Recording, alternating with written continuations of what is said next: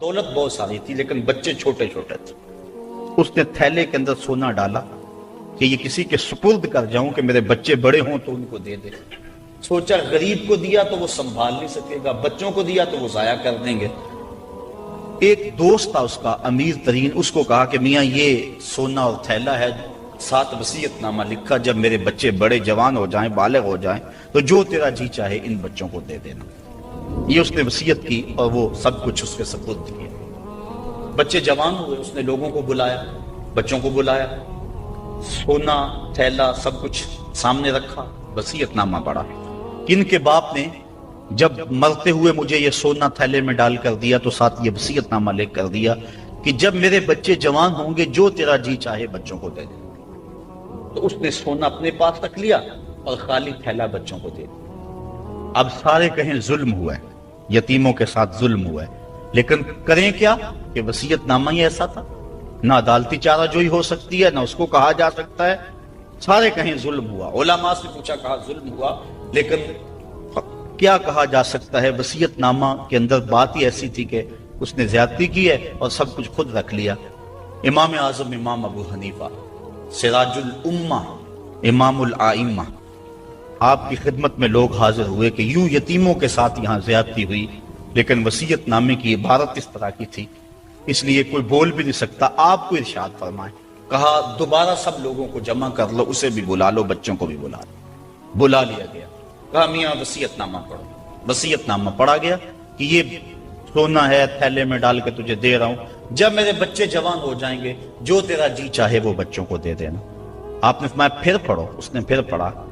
کہا اب تم بتاؤ تمہارا جی سونے کو چاہ رہا ہے یا تھیلے کو چاہ رہا ہے؟ اس نے کہا میں تو سونا رکھنا چاہتا ہوں. کہا وصیت نامہ پڑھو.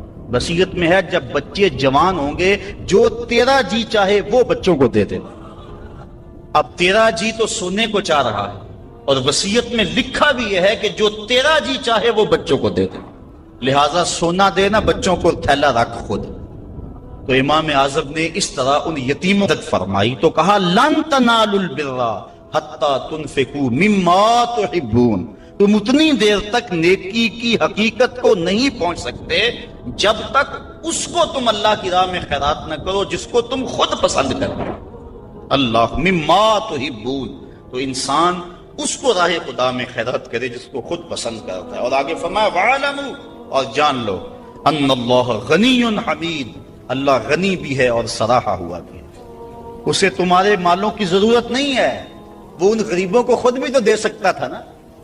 تمہاری ڈیوٹی لگائی کہ تم دینا، وہ خود بھی تو دے سکتا تھا، لیکن یہ تمہاری آزمائش، ان کی آزمائش اور تمہاری آزمائش.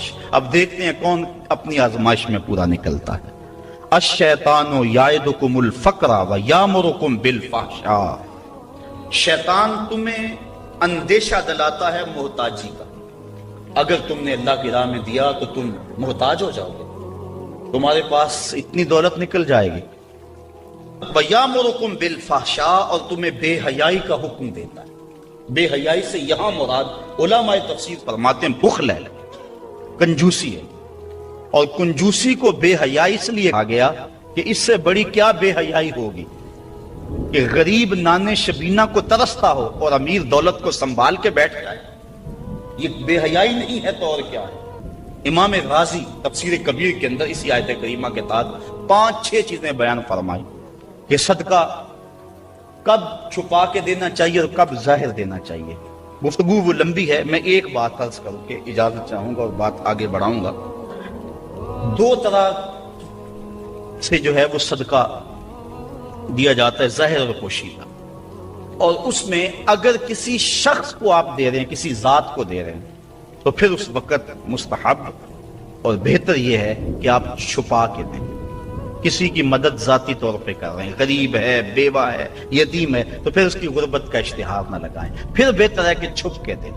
اور آقا کریم نے فرمایا 7 اشخاص قیامت کے دن اللہ کے عرش کا ٹھنڈا سایہ پائیں گے جب کوئی سایہ نہیں ہوگا. ان میں ایک شخص یہ فرمایا وَرَجُلٌ تَصَدَّقَ بِصَدَقَةٍ فَأَخْفَاهَا حَتَّى لَا تَعْلَمَ شِمَالُهُ مَا تُنْفِقُ يَمِينُهُ، وہ آدمی جس نے تنہائی میں صدقہ دیا اور اتنا خفیہ دیا کہ جو دائیں ہاتھ نے کیا وہ بائیں کو خبر نہ ہو. فرمایا کل قیامت کے دن جب کوئی سایہ نہیں ہوگا اللہ اسے اپنے عرش کا ٹھنڈا سایہ نصیب ہوگا، اور جو عرش کے سائے تلے ہوگا قیامت کی تکلیف سے محفوظ ہوگا، جو عرش کے سائے تلے ہوگا وہ قیامت کی پریشانیوں سے محفوظ ہوگا، جو عرش کے سائے تلے ہوگا اس کو جام کوثر ضرور دیا جائے گا، اور جو ایک گھونٹ بھی پی لے گا 50,000 سال کے دن میں اسے کبھی بھی پیاس نہیں لگے گا۔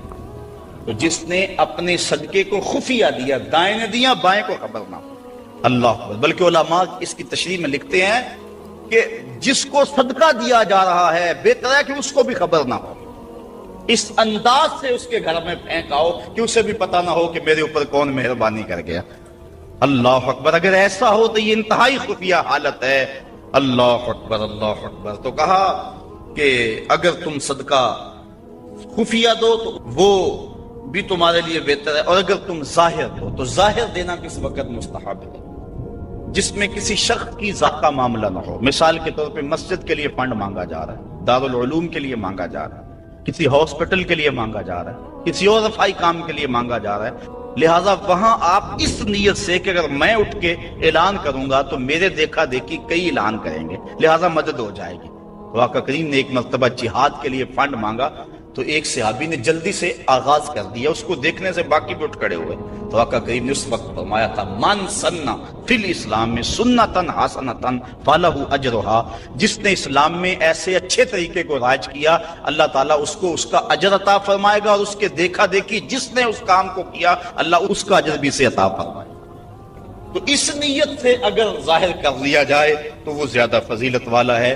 دوسرا، اگر آپ خفیہ کی بجائے اعلانیہ کرتے ہیں تو اس سے آپ کے نفس پر ریاکاری کا امکان پیدا ہو جاتا ہے، تو پھر بہتر یہ ہے کہ ریاکاری سے بچنے کے لیے خفیہ صدقہ کیا جائے تاکہ اللہ تعالیٰ آپ کی اس عمل کی برکت آپ کو نصیب فرمائے، ورنہ ایسا ہوگا کہ ریاکاری سے سب کچھ برباد ہو جائے گا۔ آگے ارشاد فرمائے وَيُكَفِّرُ عَنْكُم مِّن سَيِّئَاتِكُم، اگر تم اللہ کی راہ میں چھپ کے یا ظاہر صدقہ کرو گے تو اللہ کے نزدیک وہ بہتر ہے، اور وہ اس سے تمہارے گناہوں کو اتار دے گا، یعنی صدقہ دینے سے جو ہے وہ گناہ مٹتے ہیں۔ واللہ بما تعملون خبیر، اور جو تم کر رہے ہو اللہ اس کو دیکھ رہا ہے، نہیں کسی نے دیکھا، جس کو تم نے دیا اس نے بھی نہیں دیکھا، کسی کو نہیں کانوں کان خبر ہوئی، لیکن جس کے لیے دے رہے وہ تو دیکھ رہا۔ اللہ اکبر۔ یہ اپنی اپنی نیت پر منحصر ہے کہ کس کی نیت کیا ہے۔ لیس علیک ہداہم ولکن اللہ یہدی من یشاء، اے حبیب آپ کے اوپر لازم نہیں ہے کہ ان کافروں کو جو ہے وہ آپ ہدایت دیں، بلکہ اللہ جس کو چاہتا ہے ہدایت دے دے۔ یہ کفار کو صدقہ دینے کے جواز پر آیت نازل ہوئی۔ صحابہ صدقہ اپنا دیتے تھے، اپنوں کو مسلمانوں کو بھی، لیکن ان کے رشتہ دار کافر بھی ہوتے جو پریشان ہوتے، تو دل میں آتا یہ کافر ہیں، تو اللہ تعالیٰ نے اجازت دی کہ ان کو بھی آپ دے سکتے ہیں۔ تو کافر کو صدقہ واجبہ نہیں لگتا، یعنی زکوٰۃ نہیں لگتی، صدقہ فطر نہیں لگتا، اور جو منت کا جو صدقہ ہے وہ نہیں لگتا، واجبہ نہیں لگتا، نافلہ صدقے جو ہیں ویسے تعاون کر دیا جائے تو وہ اس کو لگ جاتا ہے۔ اس کی دلیل قرآن مجید کی یہ آیت ہے۔ وَمَا تُنْفِقُوا مِنْ خَيْرٍ فَلِأَنفُسِكُمْ، اور تم جو اچھی چیز دو تو تمہارا ہی اس میں بھلا ہے، فائدہ تمہیں ہی ہوگا، تمہارا ہی بینک ہے۔ وَمَا تُنْفِقُونَ إِلَّا ابْتِغَاءَ وَجْهِ اللَّهِ، اور تمہیں خرچ کرنا مناسب نہیں مگر اللہ کی رضا چاہنے کے لیے۔ وَمَا تُنْفِقُوا مِنْ خَيْرٍ يُوَفَّى إِلَيْكُمْ، اور جو مال تم خدا کی راہ میں دو گے اس کا تمہیں پورا پورا اجر ملے گا۔ وَأَنْتُمْ لَا تُظْلَمُونَ، تمہارے سے ظلم نہیں کیا جائے گا، جدیا اس کا پورا پورا اجر ملے گا۔ لِلْفُقَرَاءِ الَّذِينَ أُحْصِرُوا فِي سَبِيلِ اللَّهِ، یہ کہا کہ کافروں کو تم صدقہ دے سکتے ہو، لیکن فرمایا تمہارے صدقے کے زیادہ حقدار وہ ہیں، کون؟ للفقراء الذین، وہ فقیر لوگ، احسروا فی سبیل اللہ، جو اللہ کی راہ کے اندر رکے ہوئے۔ اس سے مراد احسروا فی سبیل اللہ سے مراد مفسرین نے اصحاب صفہ لیے ہیں۔ یہ 400 کے قریب صحابہ تھے، 300 سے لے کر 400 تک ان کی تعداد مختلف روایات میں آئی ہے، جو مسجد نبوی میں رہتے تھے۔ ان کا نام کوئی گھر تھا نہ ان کے اہل تھے، بس سارا دن مسجد نبوی میں رہتے۔ حضور نے ان کے لیے ایک چبوترا بنوا دیا جس کو صفہ کا چبوترا کہا جاتا ہے، تو وہ اس پہ بیٹھے رہتے، حضور کے انتظار میں رہتے۔ آقا کریم آتے تو وہ حضور سے دین سیکھتے، بلا تعین اوقات حضور سے دین سیکھتے، کسی غزوے پر حضور ان کو چاہتے تو ساتھ لے جاتے، کسی سرایہ پہ بھیجتے تو وہ حضور کے حکم کی جو ہے وہ تعمیل کرتے، زیادہ کوشش کرتے کہ وہ لکڑیاں اکٹھی کر کے ان کو بیچ کر اپنے پیٹ کا گزارا کرتے، لیکن مصروفیت چونکہ تعلیم دین میں تھی تو وہ کمائی نہیں کر سکتے تھے۔ اللہ تعالیٰ جل شانہ نے یہاں باقاعدہ یہ بات ارشاد فرما دی، لا یستطیعون ضربا فی الارض، وہ زمین پر چل نہیں سکتے، یعنی باقاعدہ وہ کاروبار نہیں کر سکتے کیونکہ وہ دین کے علم کے لیے رکے ہوئے ہیں۔ کہا تمہارے صدقے کے زیادہ حقدار یہ طلباء ہیں، دین والے لوگ جو سب کچھ چھوڑ کے دین سیکھ رہے ہیں۔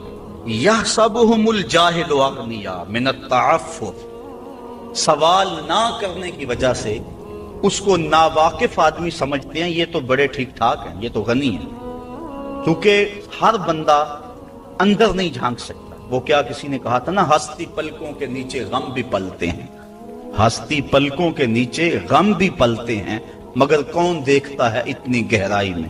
تو وہ بظاہر ان کے چہرے مورے ایسے ہیں کہ لگتا یہ ہے کہ یہ بڑے ٹھیک ٹھاک، ضرورت ہی نہیں ہے، لیکن مالداروں کے اوپر لازم ہے کہ ان کو بھی تلاش کریں جو مانگتے نہیں اور ان کے گھر جا کے ان کی اعانت کر کے آئیں۔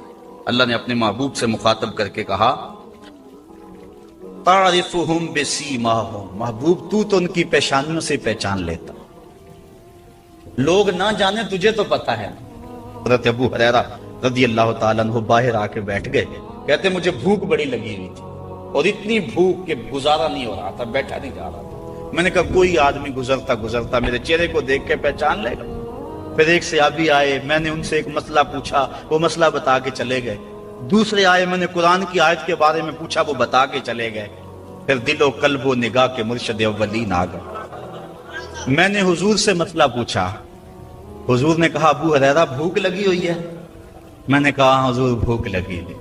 پوچھا مسئلہ؟ آقا کریم میں بھوک لگی ہے، ہاں حضور بھوک لگی ہے، مسئلہ ہی یہی تھا۔ کہتے ہیں آ جاؤ میرے ساتھ آ جاؤ۔ پھر وہ روایت آپ علماء سے سنی کہ حضور اندر چلے گئے، اجازت دی۔ حضرت ابو ہریرہ فرماتے ہیں میں دیکھا دودھ کا ایک پیالہ پڑا، کہ ابو ہریرہ جاؤ جو صفہ پہ بیٹھے ان کو بھی بلا لاؤ۔ میں سوچا وہ تو 70 ہیں اور دودھ کا پیالہ ایک، لیکن حضور کا حکم تھا، میں بلا لایا، کہا اب ان کو پلاؤ۔ کہا پریشان تھا لیکن جب پہلے نے پیا ذرا بھی کم نہ ہوا۔ میں سمجھ گیا حوض کوثر کی نہروں سے کنیکشن جڑ گیا۔ کہا کہ ان سب کو پلاؤ، کہا ایک نے پیا، پھر دوسرے نے پیا، 70 آدمی دودھ پی گئے۔ اللہ اعلیٰ حضرت فرماتے ہیں ہاں جناب ابو ہریرہ کیسا تھا وہ جام شیر جس سے 70 سالوں کا دودھ سے منہ بھر گیا۔ اللہ اکبر۔ کہتے ہیں پھر حضور نے مجھے پلایا، کہا اور پیو اور پیو، حتیٰ کہ میں سراب ہوا، حضور اب نہیں پیا چاہتا۔ پھر آقا کریم وہ پیالہ لیا۔ استاد المکرم فرمایا کرتے تھے یہ تو دیکھتے ہو کہ ایک دودھ کا پیالہ 70 کے لیے کافی ہو گیا، یہ بھی تو دیکھو کونین کا سردار اور 70 کا جوٹا پی رہا، اس پہلو پہ بھی ذرا نظر جائے۔ اللہ اکبر۔ تو کہا محبوب تم تو جانتے ہو ان کے چہروں سے، اللہ اکبر، کہ وہ لوگوں سے سوال نہیں کرتے، لا یسألون الناس الحافا، وہ لوگوں سے لپٹ کر سوال نہیں کرتے، بڑے خوددار ہوتے ہیں۔ عموماً ایسے لوگوں کی تلاش بڑی ضروری ہے کہ جو لوگوں سے سوال نہیں کرتے، ورنہ ہم نے دیکھا ہے کہ جو لوگ مانگنے والے ہیں، سوال کرنے والے ہیں، وہ تو لاکھوں روپے جمع کر لیتے ہیں، اور جو بیچارے عزت نفس کا لحاظ رکھنے والے ہوتے ہیں ان تک کوئی بھی نہیں پہنچتا۔ آپ دیکھ لیں اپنے معاشرے کے اندر سروے کر کے دیکھ لیں، یہ ہماری ذمہ داری ہے محروم تک بھی پہنچنا اور سائل تک بھی پہنچنا۔ اور یہ بات ذہن میں رکھیں کہ سوال کرنا یہ مومن کی شان نہیں ہے، بلکہ حضرت سیدنا صدیق اکبر جا رہے تھے تو آپ کا کوڑا گر گیا، گھوڑے سے اترے اور نیچے سے اٹھایا اور پھر بیٹھے۔ خادم نے عرض کی حضور آپ فرما دیتے میں اٹھا کے دے دیتا۔ کہا حضور نے سوال کرنے سے منع کیا، اس لیے میں نہیں سوال کرنے کی ہمت رکھتا۔ یہاں تک جو ہے وہ ہمارے جو ہے وہ اسلاف جو بزرگ جو ہیں صحابہ اس کا خیال رکھتے تھے۔